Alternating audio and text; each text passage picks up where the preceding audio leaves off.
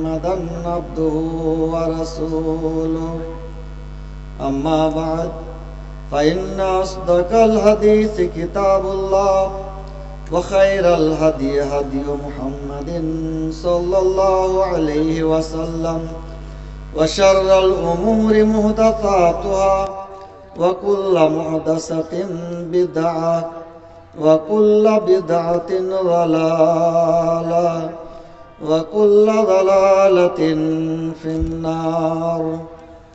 أعوذ بالله من الشيطان الرجيم. إنما كان قول المؤمنين إذا دعوا إلى الله ورسوله ليحكم بينهم أن يقولوا سمعنا وأطعنا وأولئك هم المفلحون. শ্রদ্ধেয় সভাপতি সাহেব, মঞ্চে উপস্থিত ওলামায়ে কেরাম, সামনে বসে থাকা শ্রোতা মণ্ডলী এবং পর্দার আড়ালের মা খালা বোনেরা, আমি আজকে আপনাদের সামনে যে বিষয় নিয়ে আলোচনা করব সেটা হচ্ছে রাসূলুল্লাহ সাল্লাল্লাহু আলাইহি ওয়াসাল্লামের অনুসরণে সাহাবায়ে কেরামদের ভূমিকা। মানে সাহাবায়ে কেরাম রাসূলুল্লাহ সাল্লাল্লাহু আলাইহি ওয়াসাল্লামের অনুসরণ কিভাবে করেছেন এই সম্পর্কে আপনাদের সামনে আমি আলোচনা করব ইনশাআল্লাহ। ওয়া মা তাওফীকি ইল্লা বিল্লাহ। মোটামুটি যদি দেখা যায় রাসূলুল্লাহ সাল্লাল্লাহু আলাইহি ওয়াসাল্লামের যুগে তিন প্রকারের মানুষ পাওয়া যেত। এক প্রকারের মানুষ যিনারা সাহাবায়ে কেরাম ছিলেন, ওনারাই মুমিন এবং ওনারাই মুসলমান। এবং আরেক প্রকারের মানুষ আহলে কিতাব, মানে ইহুদি এবং খ্রিস্টান। আরেক প্রকারের মানুষ ছিল মক্কার কাফের এবং মুশরিক। এই তিন প্রকারের মানুষের কোরআন হাদিস মানার ব্যাপারে, আল্লাহ এবং আল্লাহর রাসূলের বাণী মানার ব্যাপারে আলাদা আলাদা পদ্ধতি ছিল।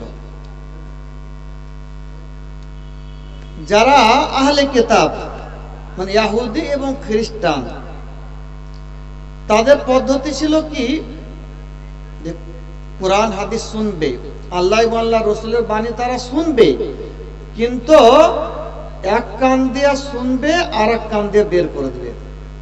বেশিরভাগ আহলে কিতাবের এটাই পদ্ধতি ছিল। এই জন্য আল্লাহ তাআলা বলছেন ওয়ামিনাল্লাযীনা হাদু, ইহুদিদের মধ্যে কিছু সংখ্যক মানুষ ইউহাররিফুনাল কালিমা আন মাওয়াযিহি, তারা আল্লাহ এবং আল্লাহর রাসূলের কথাকে, তার মানে মতলবকে তারা পাল্টে দেয়। ওয়া ইয়াকুলুন, এবং তারা বলে সামি'না ওয়া আসাইনা, আমরা শুনলাম কিন্তু আমরা মানব না। ঠিক এই ধরনের হাদিস সহিহ মুসলিমে আছে।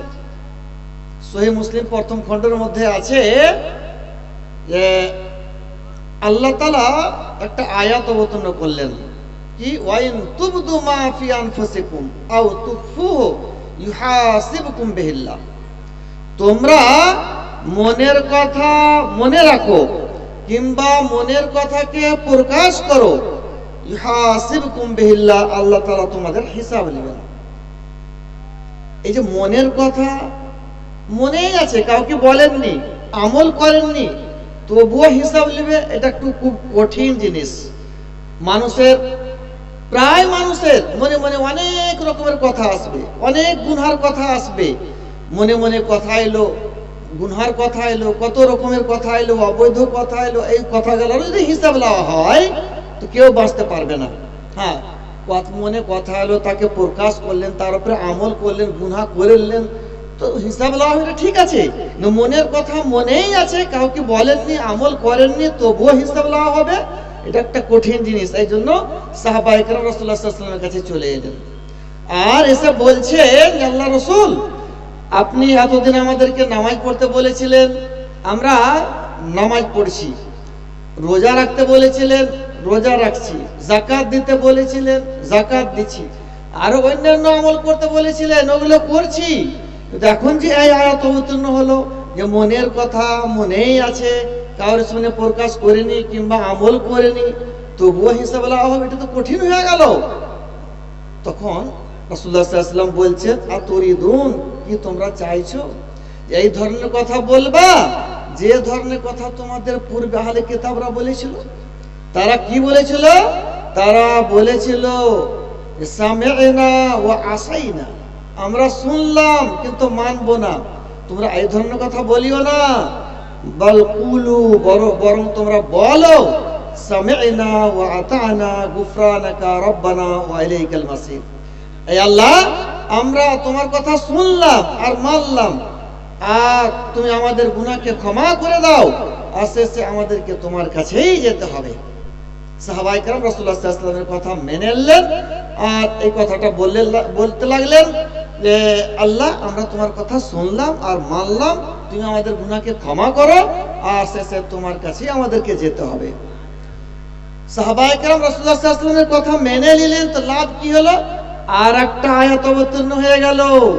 কি আয়াত অবতীর্ণ হলো? লা ইউকাল্লিফুল্লাহু নাফসান ইল্লা উসআহা, আল্লাহ তাআলা কোনো মানুষকে তার শক্তির বাইরে বোঝ চাপাবে না।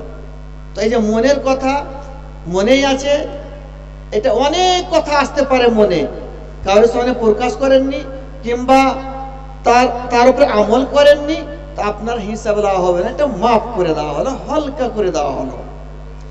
তো এই ধরনের আরেকটা হাদিস আছে, ওই সহিহ মুসলিমের মধ্যে আছে, সাওবান রাদিয়াল্লাহু তাআলা আনহু বর্ণনা করছেন যে একজন ইহুদি আলেম এসে রাসূলুল্লাহ সাল্লাল্লাহু আলাইহি ওয়াসাল্লামকে বলছেন, কি বলছেন? ইয়া মুহাম্মদ ইন্নী সাইলুকা, এই মুহাম্মদ, আমি আপনাকে কিছু প্রশ্ন করতে চাই। রাসূলুল্লাহ সাল্লাল্লাহু আলাইহি ওয়াসাল্লাম বলছেন যে আমি যদি আপনাকে প্রশ্নের উত্তর দিয়ে দিই কোনো লাভ দিবে?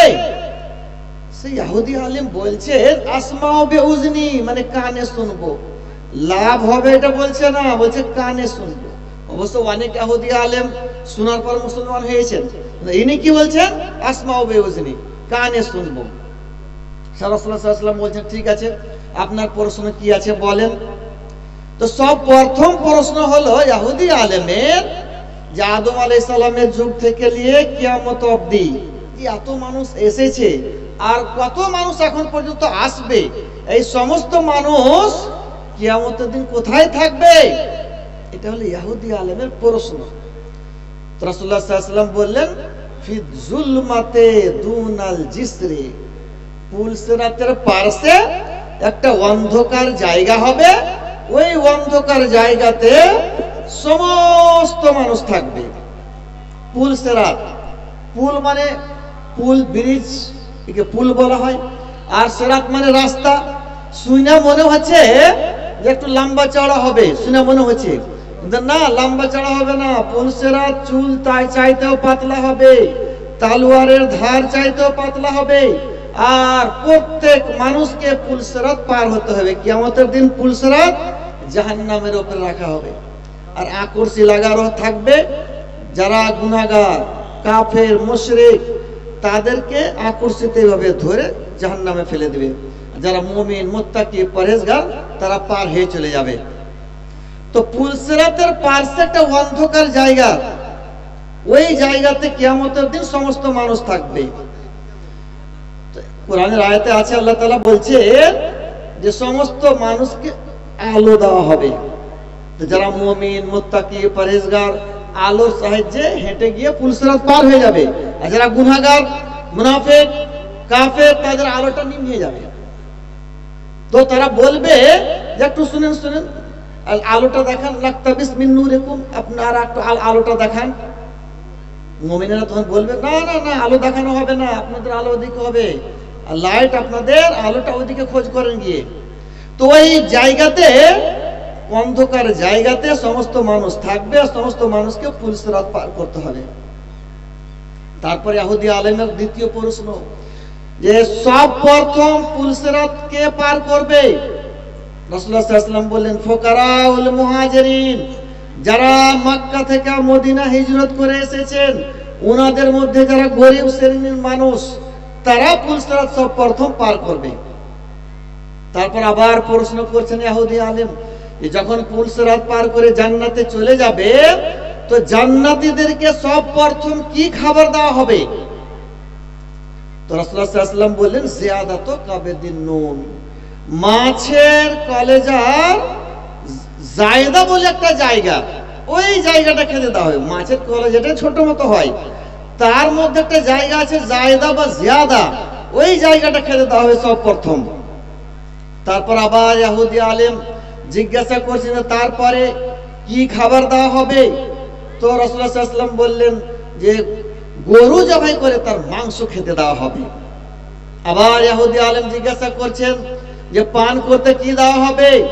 রাসূলুল্লাহ সাল্লাল্লাহু আলাইহি ওয়াসাল্লাম বললেন জান্নাতীদেরকে পান করার জন্য দেওয়া হবে সালসাবিল নহরের পানি। ইহুদি আলেম সাদাক্তা বলে চলে গেলেন, মানে আপনি সত্য বললেন। তো এই যে ইহুদি নাসারা যাকে খ্রিস্টান আমরা বলি, এদের পদ্ধতি ছিল আল্লাহ এবং আল্লাহ রসুলের বাণী মানার ব্যাপারে, তার উপরে আমল করার ব্যাপারে, যে তারা এক কান দিয়ে শুনবে আর এক কান দিয়ে বের করে দেবে।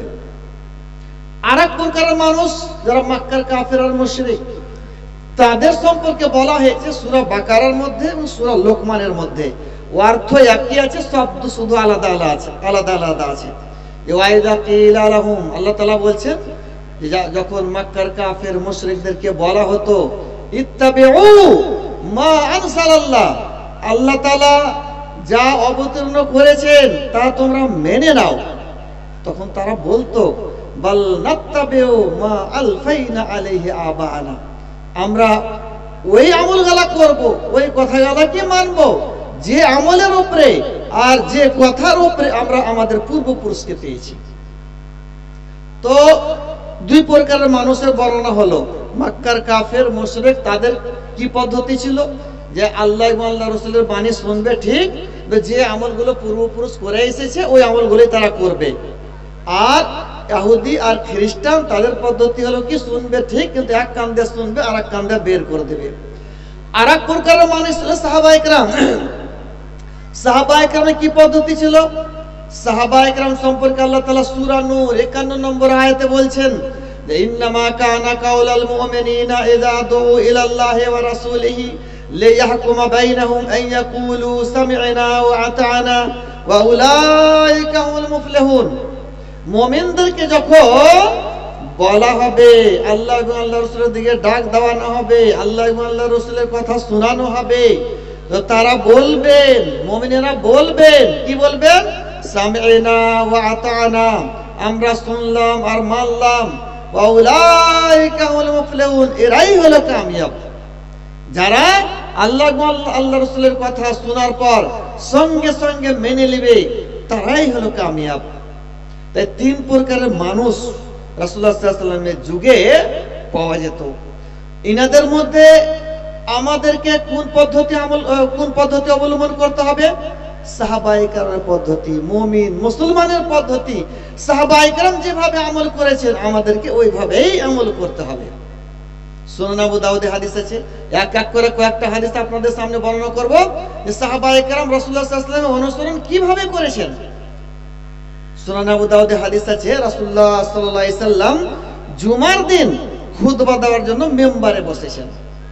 আর যখন মিম্বারে বসেন ওই সময়তে রাসূলুল্লাহ সাল্লাল্লাহু আলাইহি ওয়াসাল্লাম বলছেন ইজলিসু, মানে তোমরা সকলে বসে যাও।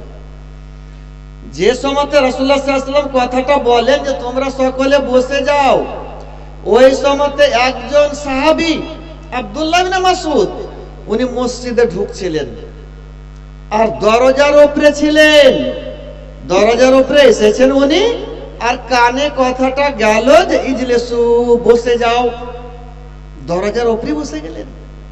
রাসূলুল্লাহ সাল্লাল্লাহু আলাইহি ওয়াসাল্লাম যখন দেখলেন যে আব্দুল্লাহ ইবনে মাসউদ রাদিয়াল্লাহু তাআলা আনহু ইনি দরজার উপরে বসে গেছেন, তো কি বলছেন? তাআলি আব্দুল্লাহ, এই আব্দুল্লাহ ভিতরে চলে এসো।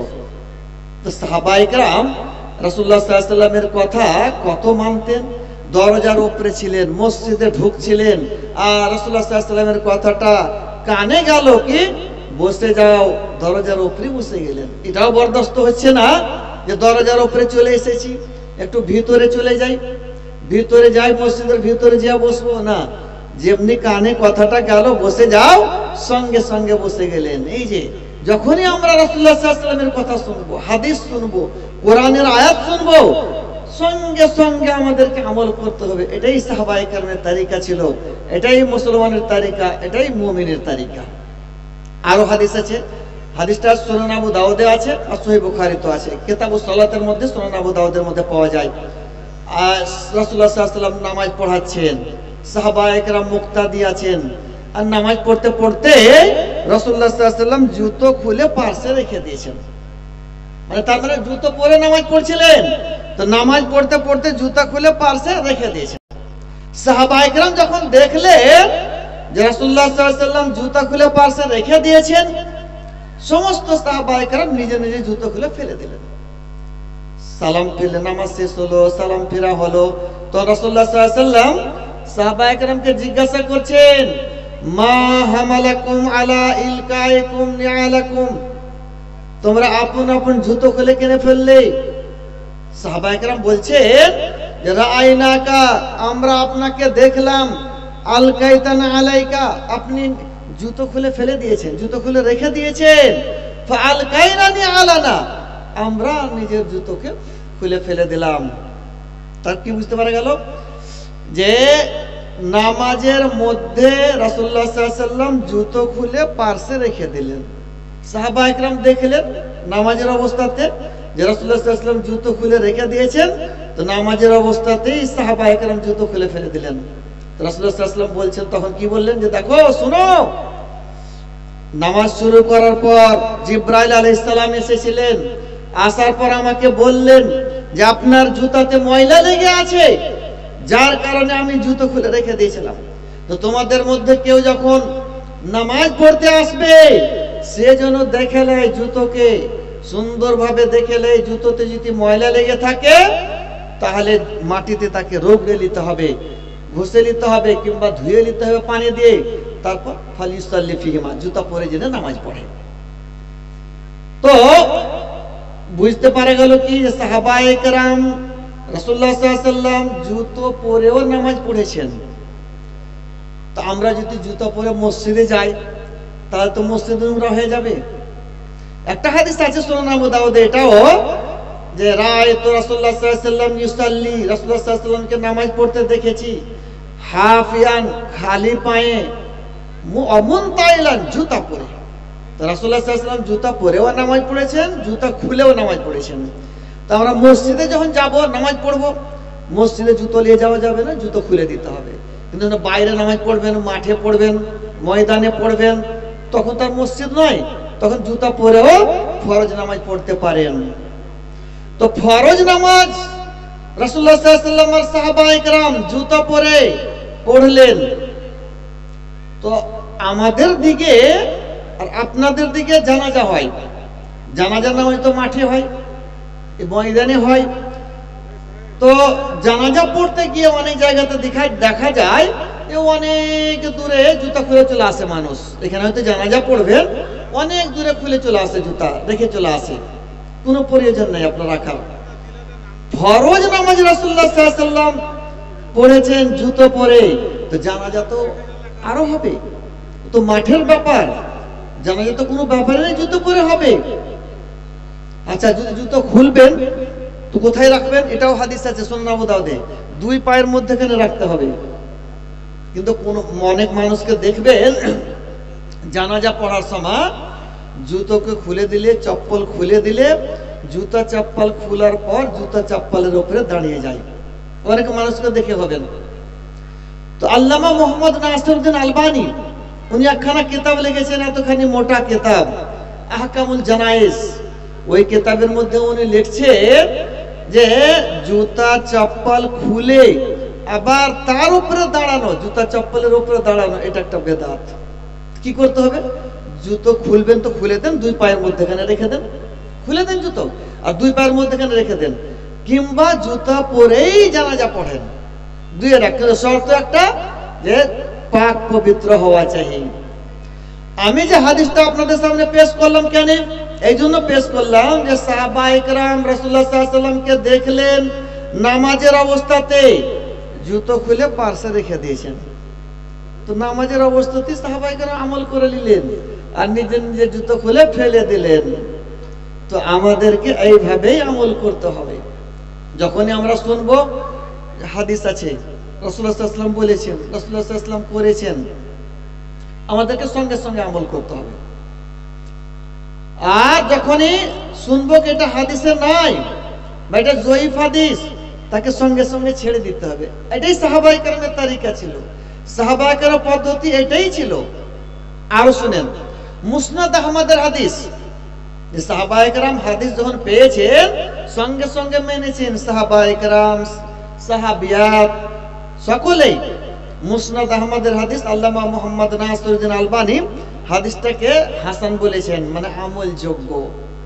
যে উহুদের যুদ্ধ হয়ে গেছে, উহুদের যুদ্ধতে 70 জন সাহাবায়ে কেরাম শহীদ হয়েছিলেন, আর শহীদ হয়ে সাহাবায়ে কেরাম পড়ে আছেন। হঠাৎ রাসূলুল্লাহ সাল্লাল্লাহু আলাইহি ওয়াসাল্লাম দেখছেন একজন মহিলা দৌড়ে চলে আসছে। তো রাসূলুল্লাহ সাল্লাল্লাহু আলাইহি ওয়াসাল্লাম বলছেন যে আল মারআতা, ওই মহিলাকে নিষেধ করো, ওই মহিলাকে নিষেধ করো। কেন বলছেন যে মহিলাকে নিষেধ করো? ওই যে উহুদের ময়দানে 70 জন সাহাবায়ে কেরাম শহীদ হয়ে পড়ে আছেন, ওনার মধ্যে একজন হামজা রাদিয়াল্লাহু তাআলা আনহু ছিলেন। ওই মহিলাটা দৌড়ে চলে আসছে, ওনার ভাই হামজা, ওনার ভাই হামজা রাদিয়াল্লাহু তাআলা আনহু ওনাকে দেখবেন। কিন্তু একজন ওনার ভাই ওনাকে দেখতে গিয়ে 69 জন পর পুরুষের সঙ্গে দেখা হয়ে যাবে। এই জন্য রাসূলুল্লাহ সাল্লাল্লাহু আলাইহি ওয়াসাল্লাম কি বলছেন? আল মারআতা, ওই মহিলাকে নিষেধ করো, ওই মহিলাকে নিষেধ করো। জুবাইর রাদিয়াল্লাহু তাআলা আনহু পাশে দাঁড়িয়ে ছিলেন। উনি বলছেন যে আমি দেখতে পেয়ে, আমি চিনতে পেরে নিয়েছি, চিনে ফেলেছি, সেটা হচ্ছেন আমার মাতা সাফিয়া। আমি দৌড়লাম, নিষেধ করার জন্য দৌড়লাম। আর উনি যে বলছেন যে আমি এইভাবে আগা ঘেরে নিয়েছি, তোমাকে যেতে দিব না। উনি বলছেন যে আমার মাতা শক্তিশালী ছিলেন আর আমাকে এইভাবে ধাক্কা মারলেন আর বলছেন এলাইকা আন্নি লা আরজালাকা, তুমি আমার আগা দিক থেকে হটো, তোমার কথা আমি শুনবো না। উনি যখন দেখলেন যে আমার কথা মানতে চাই না, তখন বলছেন যে ইন্না রাসূলুল্লাহ সাল্লাল্লাহু আলাইহি ওয়াসাল্লাম আযামা আলাইকা, রাসূলুল্লাহ সাল্লাল্লাহু আলাইহি ওয়াসাল্লাম নিষেধ করছেন। আর যেমনি রাসূলুল্লাহ সাল্লাল্লাহু আলাইহি ওয়াসাল্লামের কথা শুনলেন যে রাসূলুল্লাহ সাল্লাল্লাহু আলাইহি ওয়াসাল্লাম নিষেধ করছেন, থমকে দাঁড়িয়ে গেলেন। এতক্ষণ পর্যন্ত মানছিলেন না যে তুমি আমার আগা দিক থেকে হটো, তোমার কথা আমি মানবো না।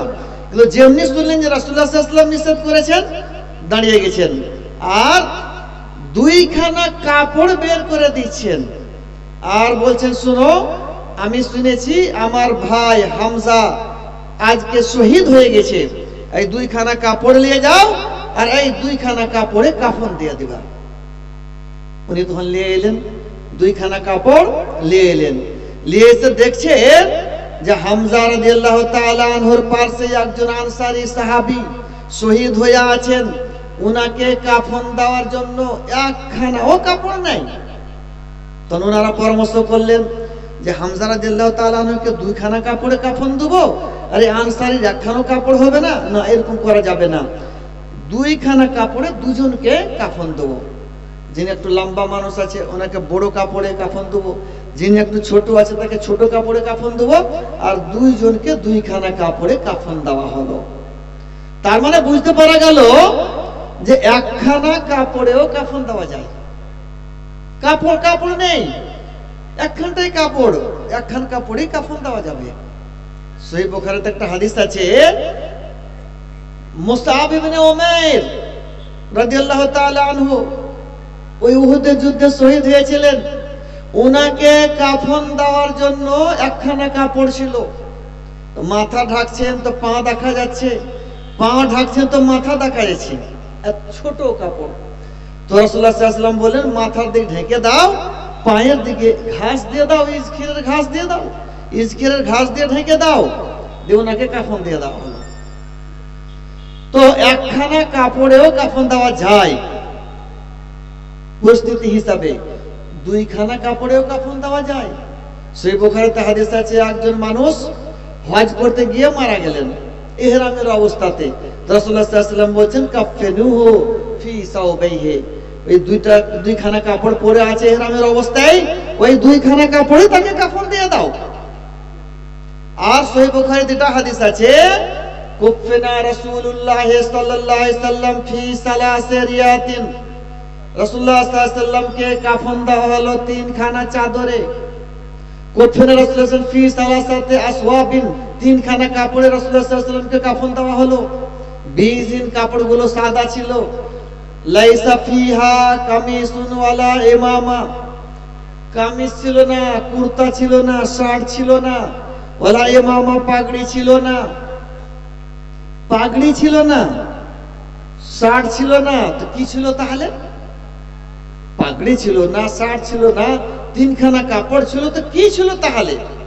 এই সম্পর্কে সুনান ইবনে মাজাতে হাদিস আছে, সহিহ হাদিস, যে কুফিনা রাসূলুল্লাহ সাল্লাল্লাহু আলাইহি ওয়াসাল্লাম ফি সালাসি রিয়াত। সহিহ বুখারীতে শুধু ফি সালাসাতি আসওয়াব, তিনখানা কাপড়।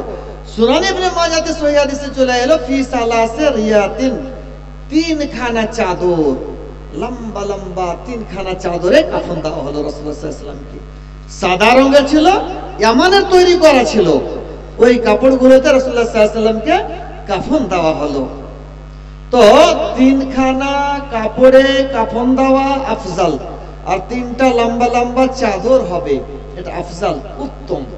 আল্লামা ওবায়দুল্লাহ মুবারাকপুরী রাহমাতুল্লাহ আলাইহি মিরাতুল মাফাতি মধ্যে এটাই লিখেছেন পঞ্চম খণ্ডে, যে তিনখানা চাদর হবে লম্বা লম্বা, আর এটাই হলো উত্তম তরিকা। মানে একটা সব থেকে বড় মাথার দিকে বাঁধার জন্য, পায়ের দিকে বাঁধার জন্য হবে, আর দুটা মাথা থেকে পা পর্যন্ত ঢাকা পর্যন্ত, মাথা থেকে পা পর্যন্ত ঢাকা। তো তিনখানা লম্বা লম্বা চাদর। যদি বহার সাইড বহার থাকে তাহলে তো ঠিক আছে, সাইড বহার না থাকে, 36 বহার থাকে, তাহলে পাঁজরে জোড়া লাগবে কাফনে, তাহলে ঠিক হবে। তো বুঝতে পারা গেল তিনখানা চাদরে রাসূলুল্লাহ সাল্লাল্লাহু আলাইহি ওয়াসাল্লামকে কাফন দেওয়া হয়েছিল, এটা সহিহ হাদিস থেকে প্রমাণ হয়ে গেল। সিয়ার আলামিন নুবালা একখানা কিতাব আছে, আর তাবকাত ইবনে সাদ একখানা কিতাব আছে। এই দুই কিতাবের মধ্যে লেখা আছে যে তিনখানা কাপড় কেমন ছিল। তো উনি লিখছেন যে একখানা কোমর থেকে নিচে, আর একখানা কাপড়কে মধ্যখানে কেটে দিয়ে পিঠের দিকে অর্ধেক, বুকের দিকে অর্ধেক রেখে দেওয়া হলো, আর একটা লম্বা চাদর। তো এই হাদিসটা জয়ীফ। যে হাদিসে আছে যে কোমর থেকে নিচে একটা কাপড় কাফন হবে, আর একটা মধ্যখানে কেটে দিয়ে অর্ধেকটা পিঠের দিকে অর্ধেকটা বুকের দিকে হবে, আর একটা লম্বা চাদর হবে মাথা থেকে পা ঢাকা, এটা হাদিস জয়ীফ। আর জয়ীফ হাদিস মানা যাবে না। তার মানে সহিহ হাদিস মোতাবেক ওটাই তিনখানা লম্বা লম্বা চাদরে কাফন দিতে হবে, এটাই সঠিক। তো আমার বলার উদ্দেশ্য হলো, হাদিসটা বললাম কেন, যে ওই যে উহুদের যুদ্ধে শহীদ হয়ে আছেন 70 জন, একজন মহিলা দৌড়ে চলে যাচ্ছেন তাকে দেখার জন্য, ওনার ভাই শহীদ হয়েছেন হামজা রাদিয়াল্লাহু তাআলা আনহু।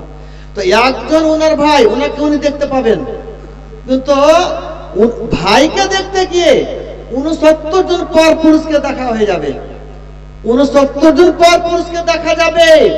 এই জন্য রাসূলুল্লাহ সাল্লাল্লাহু আলাইহি ওয়াসাল্লাম বলেন ওই মহিলাকে নিষেধ করো, মহিলাকে নিষেধ করো।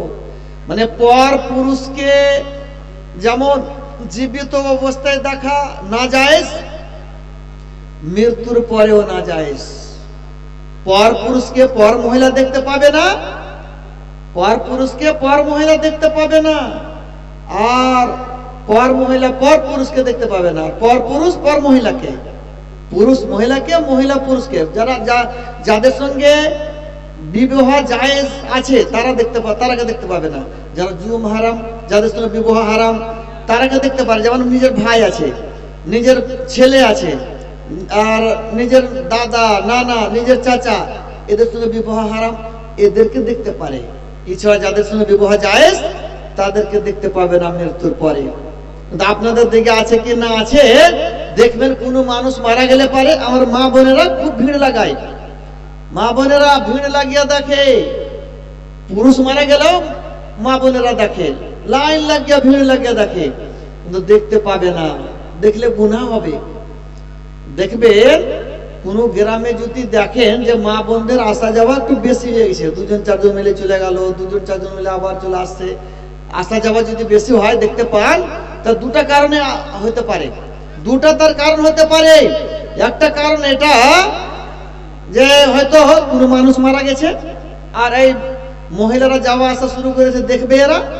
না হলে ডুলি বিবি এসছে বিয়েতে, আর ডুলি বিবি এসে ঘুরে বেড়াচ্ছে, এর বাড়ি ওর বাড়ি ওর বাড়ি। তো ডুলি বিবির তো দলিল পাওয়া যায় না, ডুলি বিবি যে যেতে হবে এর তো দলিল নাই। ডুলি বিবি এসে আমার মা বোনেরা কি করে, রাস্তার পাশে বসে থাকে, রাস্তায় ঘুরে বেড়ায়, পর্দা হয় না, বেপর্দা হয়ে যায়। তো পর পুরুষ মারা গেলে পারে পর মহিলা দেখতে পাবে না, এটা একটা ভালো করে মনে রাখবেন আপনারা। প্রায় জায়গাতে আপনাদের দিকে হবে, দেখে কি দেখে না? আপনাদের দিকে দেখে, দেখে মহিলারা দেখে পর পুরুষ মারা গেলে পারে না, দেখে না? দেখে। হ্যাঁ, তো ওটা কিন্তু দেখবেন প্রায় জায়গাতে আছে, দেখবে, দেখতে পাবে না, তারা গুনাহ হবে। মা বোনেরা, আপনারা একটা ভালো করে কথাটা শুনেন, একটা কথা কমসে কম কানে গুঁজেলেন, আর এটাকে মনে করা যান। পর পুরুষ মারা গেলে পারে আপনারা দেখবেন না, দেখতে যাবেন না, গুনাহ হবে। আর হ্যাঁ, আরেকটা বলে, যদি বলা যায় যে পর পুরুষকে দেখতে পাবা না, তো তারা কি বলে যে আচ্ছা আমরা ওই মেয়েকে দেখবো না, মৃত্যু ব্যক্তিকে দেখবো না, বাড়ির ছেলে মেয়েরা কিভাবে কান্নাকাটি করছে ওই কান্নাকাটি দেখতে যাব, তা আরো গুনাহ হবে। সুনান আবু দাউদে হাদিস আছে, লাআনা রাসূলুল্লাহ সাল্লাল্লাহু আলাইহি ওয়াসাল্লাম আন-নাইহাতা ওয়াল মুস্তামিয়াতা। যারা চিল্লাচিল্লি করে, চেঁচামেচি করে, কান্নাকাটি করে, কোনো মানুষ মারা গেছে আর বাড়ির লোকেরা চেঁচামেচি করে, চিল্লাচিল্লি করে কান্নাকাটি করছে, তো তাদের উপর লানত আছে, অভিশাপ আছে। আর যারা শুনতে যাবে যে কিভাবে কান্নাকাটি করছে, আমরা দেখবো শুনবো, তাদের উপর লানত আছে, তাদের উপরে অভিশাপ আছে, মানে এটাও গুনহার কাম। তো যা মা বোনেরা বলে কিভাবে কান্নাকাটি করছে বাড়ির লোকগুলো দেখতে যাব, এটাও একটা গুনহার কাম। মৃত্যু কোনো মানুষ মারা গেলে পারে চিল্লা চিল্লা কান্নাকাটি করা যাবে না। হ্যাঁ, অন্তরে অন্তরে মনে মনে কান্নাকাটি করছে, চোখ দিয়ে পানি ঝরছে, এটা ঠিক আছে। জোরে চিল্লা কান্নাকাটি করলে পারে আরো গুনাহ হবে। তাই আমি বলছিলাম যে সাহাবায়ে কেরাম রাসূলুল্লাহ সাল্লাল্লাহু আলাইহি ওয়াসাল্লামের কথা যখন শুনে নিতেন যে রাসূলুল্লাহ সাল্লাল্লাহু আলাইহি ওয়াসাল্লাম অমুক আমল করেছেন, রাসূলুল্লাহ সাল্লাল্লাহু আলাইহি ওয়াসাল্লাম অমুক আমল করতে বলেছেন, শোনার পর সঙ্গে সঙ্গে আমল করতেন। ওই যে মহিলাটা দৌড়ে যাচ্ছেন, দেখবে যে মারা গেছে ওনার ভাই, দেখবেন ওনাকে, যে ওনার জুবাইর রাদিয়াল্লাহু তাআলা আনহু বলছেন, নিষেধ করছেন যেতে, তো বলছেন না তোমার কথা মানবো না, ইলাইকা আন্নি, তুমি আমার আগাদি থেকে হটো, লা আরজালাকা, তোমার কথা আমি শুনবো না। আর যেমনি বললেন যে রাসূলুল্লাহ সাল্লাল্লাহু আলাইহি ওয়াসাল্লাম নিষেধ করেছেন, তেমনি দাঁড়িয়ে গেলেন, রাসূলুল্লাহ সাল্লাল্লাহু আলাইহি ওয়াসাল্লামের কথা শুনে দাঁড়িয়ে গেলেন। তো আমাদেরকে এইভাবে আমল করতে হবে।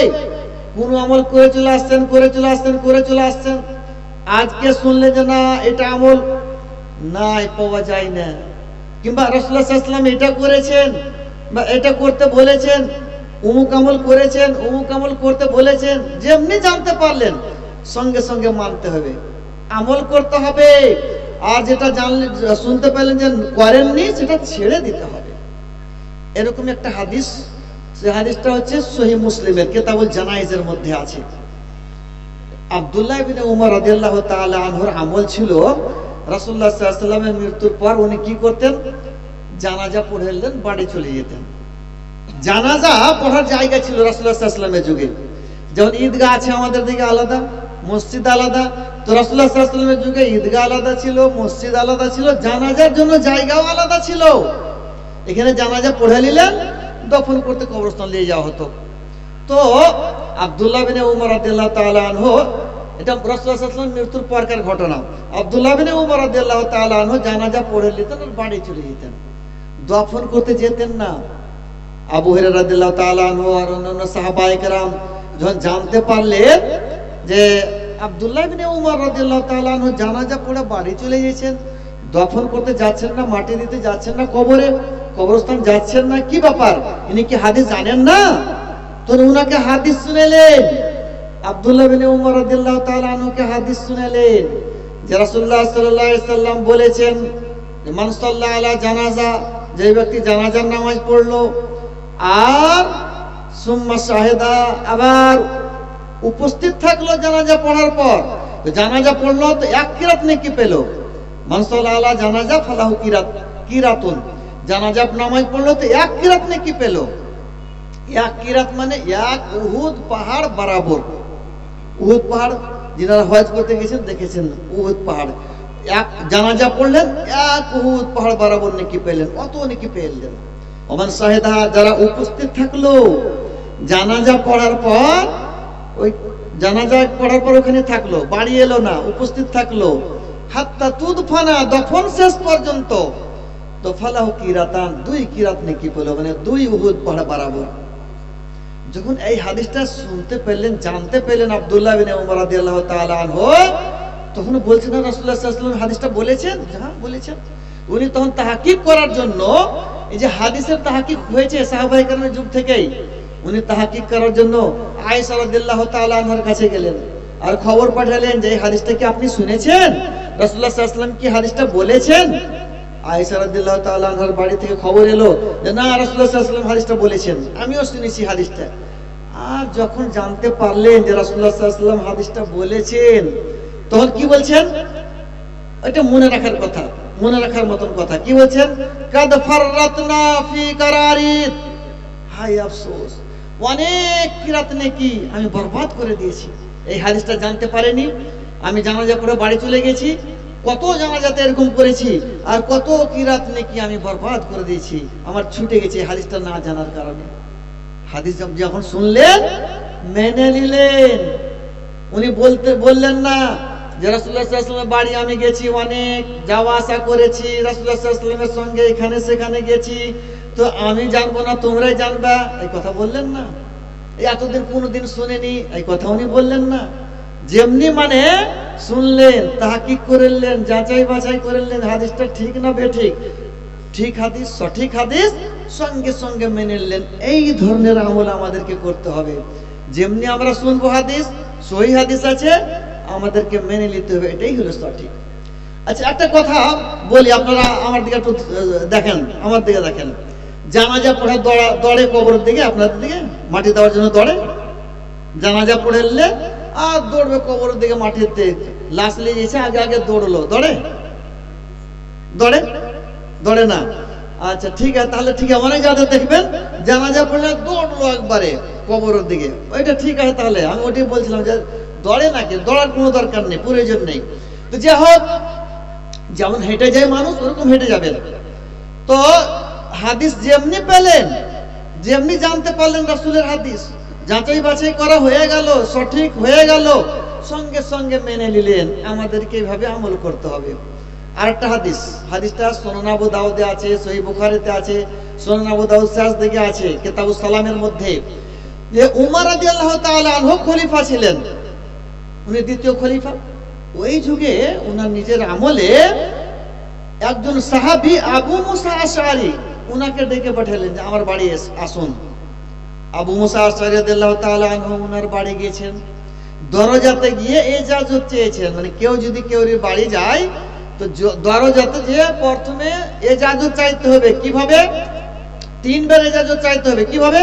আসসালামু আলাইকুম, আমি অমুক আছি, আপনার বাড়ি আসতে চাই।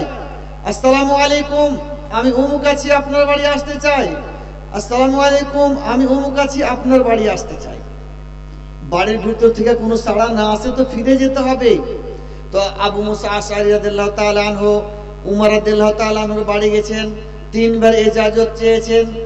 উমর রাদিয়াল্লাহু তাআলা আনহু বাড়িতে বসেই আছেন, শুনছেন। উনি মনে করছেন এই কথাগুলো বলবেন আর তারপরে আমার বাড়ি চলে আসবেন, বাড়িতে ঢুকে যাবেন। তো বাড়ির ভিতরে চলে আসুন, চলে আসুন এই কথা বললেন না। বাড়ির ভিতর থেকে কোনো সাড়া এলো না, ইনি ফিরে চলে গেলেন। কে? আবু মুসা আশআরী রাদিয়াল্লাহু তাআলা আনহু ফিরে চলে গেলেন। কে? উমর রাদিয়াল্লাহু তাআলা আনহু দেখলেন যে ওই আবু মুসা আশআরী তো এলেন না। তখন বলছে যে দেখো তো, আমি তো আবু মুসা আশআরীর আওয়াজ পেলাম, ওনার শব্দ পেলাম, কই উনি? উনি এলেন না কেন আমার বাড়ি? ডেকে আসো, ডাকো ডাকো ডাকো, ওনাকে ডাকো। ডেকে আনা হলো। জিজ্ঞাসা করছেন উমর রাদিয়াল্লাহু তাআলা আনহু যে আমি আপনাকে ডেকেছিলাম, আমার বাড়ি আপনি কেন এলেন না? আবু মুসা আশআরী রাদিয়াল্লাহু তাআলা আনহু বলছেন যে আমি এসেছিলাম, আসার পর এজাজত চেয়েছিলাম, 3 বার এজাজত চেয়েছিলাম, 3 বার এজাজত চাওয়ার পর বাড়ির ভিতর থেকে কোনো সাড়া পাইনি, যার কারণে আমি ফিরে গেছি। আর রাসূলুল্লাহ সাল্লাল্লাহু আলাইহি ওয়াসাল্লাম বলেছেন যে তোমাদের মধ্যে কেউ যদি কেউ বাড়ি যায় 3 বার এজাজত নিতে হবে, এজাজত নেওয়ার পর বাড়ির ভিতর থেকে কোনো সাড়া না আসে তাহলে ফিরে যেতে হবে। এই হাদিসকে কেন্দ্র করে আমি ফিরে গেছি। উমর রাদিয়াল্লাহু তাআলা আনহুর হাদিসটা জানা ছিল না। উনি বলছেন হাদিস আছে, এটা রাসূলুল্লাহ সাল্লাল্লাহু আলাইহি ওয়াসাল্লাম বলেছেন। যে হ্যাঁ বলেছেন। তো বলেছেন তার কে শুনেছেন? সাক্ষী পেশ করেন, না তো ওয়া ইল্লা আউজাতুকা, আপনাকে কোড়া লাগাবো। আর উমর রাদিয়াল্লাহু তাআলা আনহু খলিফা, উনার সম্পর্কে আপনারা জানেন যে খুব রাগী মানুষ। উমর রাদিয়াল্লাহু তাআলা আনহু যে রাস্তাতে হাঁটতেন শয়তান সে রাস্তাতে হাঁটতো না, এত কড়া মানুষ। উমর রাদিয়াল্লাহু তাআলা আনহুকে দেখে শয়তান ভয় করত। তো কি বলছেন যে সাক্ষী পেশ করো। আর কে এই হাদিসটা শুনেছে? সাক্ষী পেশ করতে না পারলে কোড়া লাগাবো। দৌড়লেন আবু মুসা আশআরী, দৌড়লেন, যে দেখছেন কিছু লোক বসে আছে, আনসার গোত্রের কিছু লোক বসে আছেন। ওই জায়গাতে গিয়ে ইনি দাঁড়িয়ে গেছেন। ওই লোকগুলা ইনাকে বলছেন যে আপনাকে দেখে মনে হচ্ছে কেউ মারতে তেড়েছে আর আপনি দৌড়ে পালিয়ে এসেছেন, এটা মনে হচ্ছে। তো উনি বলছেন যে কথাটা কাছাকাছি ওই ধরনেরই আছে। উমর রাদিয়াল্লাহু তাআলা আনহু আমাকে ডেকেছিলেন উনার বাড়ি, আমি উনার বাড়ি গেলাম, যাওয়ার পর এজাজত চাইলাম, 3 বার এজাজত চেয়েছি বাড়িতে আসার জন্য, বাড়ির ভিতর থেকে কোনো সাড়া পাইনি। তো আমি ফিরে গেলাম। রাসূলুল্লাহ সাল্লাল্লাহু আলাইহি ওয়াসাল্লাম বলেছেন যে কেউ যদি কেউ বাড়ি যায় 3 বার এজাজত নিতে হবে, 3 বার এজাজত নেওয়ার পর বাড়ির ভিতর থেকে কোনো সাড়া না পাওয়া যায় তো ফিরে আসতে হবে। এই হাদিসকে কেন্দ্র করে আমি ফিরে গেছি। উমর রাদিয়াল্লাহু তাআলা আনহু হাদিস শোনার পর বলছেন সাক্ষী পেশ করো, সাক্ষী পেশ করতে না পারলে কোড়া লাগাবো। তো ওই লোকগুলা এই কথাটা শোনার পর হাসাহাসি করতে লাগলেন। না এই হাদিসটাই জানেন না? আমাদের তো বাচ্চা ছেলেরাও জানে হাদিসটা, এত প্রসিদ্ধ হাদিস, সবাই জানে, সকলেই জানে, আমাদের বাচ্চা ছেলেও জানে। তাই মজলিসের মধ্যে যে সব চাইতে কম বয়সের আছে সে যাবে আর উমর রাদিয়াল্লাহু তাআলা আনহুর সামনে সাক্ষী দিয়ে দিবে। এই হাদিসটা আমিও শুনেছি। সবচাইতে কম বয়সের সাহাবী কে বের হলেন? আবু সাঈদ খুদরি রাদিয়াল্লাহু তাআলা আনহু। উনি গেলেন আর উমর রাদিয়াল্লাহু তাআলা আনহুর সামনে গিয়ে সাক্ষী দিয়ে দিলেন যে এই হাদিসটা আমিও শুনেছি। अब হাদিস শুনলেন, যখন হাদিসের তাহকিক হয়ে গেল যে না সঠিক হাদিস আছে, তখন কি বলছেন উনি বলছেন আলহানি আসফাকু বিল আসওয়াক। এই কথাটা খুব মনে রাখার মতন কথা। কি বলছেন? যে আলহানি আসফাকু বিল আসওয়াক। হায় আফসোস, আমি বাজারে ব্যবসা করতে গেছি, আর ব্যবসা করতে গিয়ে রাসূলুল্লাহ সাল্লাল্লাহু আলাইহি ওয়াসাল্লাম হাদিসটা বলে দিয়েছেন, আর এই হাদিসটা আমার ছুটে গেছে। হাদিস জেনে না ছুটে হাদিস শোনা হয়, বাড়ির কাম করা হয়। এই জন্য উমর রাদিয়াল্লাহু তাআলা আনহু একজন আনসারী ভাইয়ের সঙ্গে পালা মোতায়েন করেছিলেন, পরামর্শ করে যে একদিন তুমি থাকবা রাসূলুল্লাহ সাল্লাল্লাহু আলাইহি ওয়াসাল্লামের কাছে, হাদিস শুনবা, আর আমি নিজের কামে যাব, আর যা হাদিস শুনবা আমাকে তুমি বলে দেবা। তারপর দিন আমি রাসূলুল্লাহ সাল্লাল্লাহু আলাইহি ওয়াসাল্লামের কাছে থাকবো, তুমি নিজের কাজে যাবা, আর যা হাদিস আমি শুনবো তোমাকে বলে দেবো, যেন রাসূলুল্লাহ সাল্লাল্লাহু আলাইহি ওয়াসাল্লামের হাদিস না ছুটে। তবুও কোন সময়তে হাদিসটা ছুটে গেছেন? তো কি বলছেন? যে বাজারে গেছি ব্যবসা করতে, আর ওই সময়তে রাসূলুল্লাহ সাল্লাল্লাহু আলাইহি ওয়াসাল্লাম হাদিসটা বলে দিয়েছেন, এই আমার হাদিসটা কিভাবে এই হাদিসটা ছুটে গেছে। উনি এই কথা বলছেন না যে রাসূলুল্লাহ সাল্লাল্লাহু আলাইহি ওয়াসাল্লামের সঙ্গে যেখানে সেখানে গেছি, রাসূলুল্লাহ সাল্লাল্লাহু আলাইহি ওয়াসাল্লামের সঙ্গে বেশিরভাগ থেকেছি, আর এইভাবে পালা মোতায়েন করে হাদিস শুনেছি, তো আমি জানবো না তোমরা জানবা, এই কথা বলছেন না। যেমনি শুনলেন যে রাসূলের হাদিস সঙ্গে সঙ্গে মেনে নিলেন, আরো নিজের উপরে আফসোস করছেন যে কিভাবে হাদিসটা আমার ছুটলো, এই হাদিসটা কিভাবে আমি জানতে পারিনি। তো এই ধরনের আমাদেরকে আমল করতে হবে। যখনই আমরা শুনবো রাসূলুল্লাহ সাল্লাল্লাহু আলাইহি ওয়াসাল্লামের হাদিস, রাসূলুল্লাহ সাল্লাল্লাহু আলাইহি ওয়াসাল্লাম বলেছেন, রাসূলুল্লাহ সাল্লাল্লাহু আলাইহি ওয়াসাল্লাম করেছেন, তো আমাদেরকে সঙ্গে সঙ্গে আমল করতে হবে। এটাই হলো সাহাবায়ে কেরামের তরিকা, এটাই হলো মুমিনের তরিকা, এটাই হলো মুসলমানের তরিকা। আরো আছে হাদিস, যে এটা বুখারীতে আছে, মুসনাদ আহমদে আছে। বুখারীতে মুখতাসার ভাবে আছে সংক্ষেপে, আর মুসনাদ আহমদে আছে বিস্তারিত ভাবে আছে। হাদিসটা হচ্ছে এই যে মুআবিয়া রাদিয়াল্লাহু তাআলা আনহু আছেন, আর ইবনে আব্বাস রাদিয়াল্লাহু তাআলা আনহু আছেন, আরো অনেকে আছেন কাবার তাওয়াফ করছেন। হজ বা উমরা করতে গেছেন, কাবার তাওয়াফ করছেন। তো যিনারা হজ করতে গেছেন ওনারা জানেন কাবাতে হাজরে আসওয়াদকে চুম্বন দিতে হয়, কিংবা হাতের ইশারাতে চুম্বন দিতে হয়। ডাইরেক্ট চুম্বন না দিতে পারলে হাতের ইশারাতে চুম্বন দিতে হয়। তো মুআবিয়া রাদিয়াল্লাহু তাআলা আনহু তাওয়াফ করছেন, কাবার 4টা কোণা আছে। তো এই কোণাকে ছুঁয়েছেন, ওই কোণাকে ছুঁয়েছেন, ওই কোণা, এই কোণা, 4 কোণাটাকেই ছুঁয়েছেন। তো ওনাকে বলা হলো এই 4টা কোণা আপনি কেন ছুঁয়েছেন? 4 কোণাকে চুম্বন দেওয়া হবে না, রাসূলুল্লাহ সাল্লাল্লাহু আলাইহি ওয়াসাল্লাম দেননি। হাজরে আসওয়াদ রুকনে ইয়ামানিকে রাসূলুল্লাহ সাল্লাল্লাহু আলাইহি ওয়াসাল্লাম চুম্বন দিয়েছেন। তো উনি বলছেন যে 4 কোণাকে ছোঁয়া মানে কি কাবা তো কোনো জায়গায় ছাড়া যাবে না, সব জায়গায় ছোঁয়া যাবে। যখন হাদিসটা শোনা হলো যে রাসূলুল্লাহ সাল্লাল্লাহু আলাইহি ওয়াসাল্লাম শুধু হাজরে আসওয়াদ আর রুকনে ইয়ামানিকে চুম্বন দিয়েছেন, অন্য আর বাকিগুলোকে কোণাগুলোকে ছোঁয়াননি, তখন বলছেন কি, আর আয়াত শুনিয়ে দিলেন, কোরআনের আয়াত, লাকাদ কানা লাকুম ফি রাসূলিল্লাহি উসওয়াতুন হাসানাহ। রাসূলুল্লাহ সাল্লাল্লাহু আলাইহি ওয়াসাল্লামের জীবনীর মধ্যে উত্তম নমুনা রয়েছে। রাসূলুল্লাহ সাল্লাল্লাহু আলাইহি ওয়াসাল্লামের জীবনীর মধ্যে তোমাদের জন্য উত্তম নমুনা রয়েছে। এই জন্য আয়াত জানতে পারলেন যে আল্লাহ তাআলা তো বলছেন রাসূলুল্লাহ সাল্লাল্লাহু আলাইহি ওয়াসাল্লাম যেটা করেছেন সেটা করতে হবে, যেটা করেননি সেটা করা যাবে না। রাসূলুল্লাহ সাল্লাল্লাহু আলাইহি ওয়াসাল্লাম যা করেননি তা করা যাবে না, যেটা করেছেন তা করা যাবে, সেটাই করতে হবে। তো হাজরে আসওয়াদকে রুকনে ইয়ামানিকে চুম্বন দিয়েছেন, আর বাকি রুকুন গালাকে ছোঁয়াননি। তো বললেন কি যে না, এটাই ঠিক বলছেন, এটাই ঠিক, রাসূলুল্লাহ সাল্লাল্লাহু আলাইহি ওয়াসাল্লাম যেটা করেছেন সেটাই করতে মেনে নিলেন উনি। তো এই যে সাহাবায়ে কেরামের আমল, সাহাবায়ে কেরামের পদ্ধতি এটাই ছিল, কোন আমল করছেন, কোন আমল করছেন, যখন শুনালেন রাসূলুল্লাহ সাল্লাল্লাহু আলাইহি ওয়াসাল্লাম ওটা করেননি, এটা করেছেন, যেটা করেননি ছেড়ে দিতেন, যেটা করেছেন সেটা করতেন। আরো হাদিস আছে শুনেন, ওটা সহিহ হাদিস, হাসান হাদিস, আল্লামা আলবানী হাসান বলেছেন। আর হাদিসটা হচ্ছে তিরমিজির, সুনানে তিরমিজির। আব্দুল্লাহ ইবনে উমর রাদিয়াল্লাহু তাআলা আনহু আছেন। তো আব্দুল্লাহ ইবনে উমর রাদিয়াল্লাহু তাআলা আনহুর পাশে একজন লোকের হাঁচি এসেছে। হাঁচি এলে পরে কি বলতে হয়? আলহামদুলিল্লাহ। তো ওই লোকটা বলছেন আলহামদুলিল্লাহ ওয়াসসালামু আলা রাসূলিল্লাহ। কি বলছেন? আলহামদুলিল্লাহ। হাঁচি আসার পর দোয়া পড়ছেন আলহামদুলিল্লাহ ওয়াসসালামু আলা রাসূলিল্লাহ।